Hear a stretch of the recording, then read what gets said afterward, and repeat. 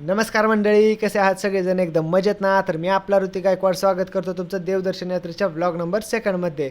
तर आता आपण मेतके या गावामध्ये निघालेलो आहोत आणि या गावची खासियत म्हणजे श्री सद्गुरू बाळूमामा यांचे हे सासरवाडीचे गाव आहे आणि त्यांची धर्मपत्नी म्हणजे माता सत्यवादेवी यांचे हे माहेरगाव आहे. तरी मित्रांनो, या ठिकाणी आपण गावात प्रवेश केलेला आहे आणि त्याचबरोबर तुम्हाला या ठिकाणी बाळूमामांच्या मंदिराच्या शिखराचे दर्शन आपल्याला झालेले आहे आणि आपण मंदिराच्या दिशेने चाललेलो आहोत. योगायोग मात्र इतका भारी झाला की मंदिरात पाऊल ठेवता क्षणी या ठिकाणी मामांच्या आरतीच्या दर्शनाचा लाभ आपल्याला भेटलेला आहे आणि त्याचसोबत तुम्ही गर्दी बघू शकता. मोठ्या भक्तिभावात या ठिकाणी मामांची आरती या ठिकाणी संपन्न होत आहे आणि दैनंदिन जीवनात वापरण्यात आलेली मामांची गादी या ठिकाणी आपल्याला पाहायला मिळाली आहे. मित्रांनो, तुम्ही ही गादी याआधी कधी पाहिली का ते आम्हाला कमेंट करून सांगा.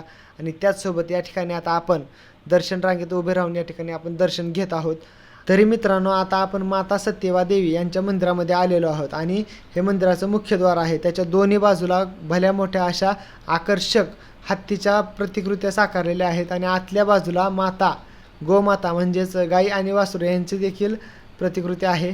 मित्रांनो, हे मंदिर खरोखर खूप छान आहे, कारण की देव आणि दानव यांच्यामधील समुद्रमंथनाच्या वेळेस जो काही प्रसंग होता तो प्रसंग देखील या मंदिराच्या दुसऱ्या मजल्यावरती तुम्ही या ब्लॉगच्या माध्यमातून पाहू शकता.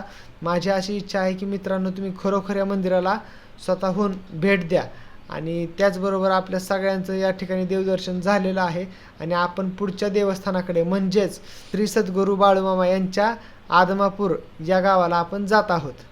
मित्रांनो, फायनली आपण आता आदमापूर या गावामध्ये पोचलेलो आहोत आणि गाडीतलं सामान वगैरे सगळं रूमवरती काढून आपण आता मामांच्या दर्शनासाठी मंदिराच्या दिशेने चाललेलो आहोत. तरी तुम्ही सगळेजण आपली मंडळी या ठिकाणी फॅमिली ती बघू शकताय आणि या ठिकाणी आपलं मामांचं मुख्य मंदिर माझ्या पाठीमागे तुम्ही बघू शकताय. मित्रांनो, श्री बाळूमामा देवालय आदमापूर असं हे मंदिर आहे आणि त्याचबरोबर मामांच्या वापरातील कपडे आणि काही वस्तू त्यांचा संग्रहालय देखील तुम्ही या ठिकाणी या ब्लॉगच्या माध्यमातून बघू शकताय.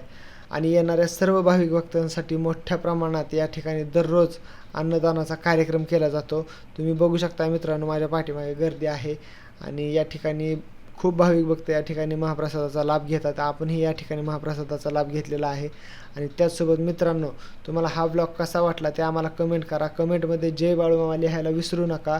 आणि त्याचसोबत आयडीवर जर नवीन असाल तर लाईक करा, शेअर करा आणि फॉलो करायला विसरू नका. भेटूयात आपण पुढच्या ब्लॉगमध्ये. तोपर्यंत मनापासून धन्यवाद.